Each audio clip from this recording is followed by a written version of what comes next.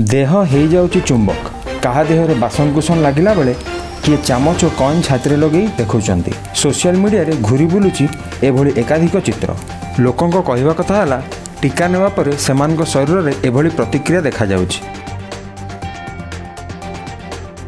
तेबे एही संपर्क में विशेषज्ञों कहवा कथा है टीका नेवा परे शरीर चारिपटे कौन चुंबकीय क्षेत्र सृष्टि हुए ना, किंतु देहर थिबा झाड़ पाई जेकोसी सामग्री लगाइले ताहा लागी रही है। राज्य में 4.5 कोटी लोक अछंती, किंतु सेथुरु केवल 40 जन लोकंकर पाखरे एभली देखिबाकू मिलुछि। कारण से लोकंक देहर थिबा चिकिटा झाड़ जोगु एसबु कार्य होउछि बोली विशेषज्ञ दल कहिसंती। कारण झाड़ रे एई चामच ग्लास सब लागी जाउछि। लॉकडाउन में लोक घरे बसचंती, टीवी रे विभिन्न प्रकार खबर देखुचंती, खबर कागज पढुचंती। तेणु से परीक्षा सब आम देहरे होउछि ना नहीं जानिया पई सेमाने एसबु काम करूचंती बोली विशेषज्ञ दल कहउचंती। एवं सेमाने कहिसंती एभली कार्य न करी निजर समय को नष्ट न करिया पई विशेषज्ञ दल कहिसंती। लॉकडाउन रे एभली नकारात्मक चिंताधारा बा मानसिकता वृद्धि पाइबा स्वाभाविक। लोके घरे रहुचंती, तेणु जहा देखुचंती ताकू प्रयोग करबाकू चेष्टा करूचंती, किंतु एभली सब कार्य तांको पई ठीक नुह। ए सब कार्यरू सेमाने निवृत्त रहिबा उचित। अभिषेक पुरोहित फॉर कॉमन टाइम्स।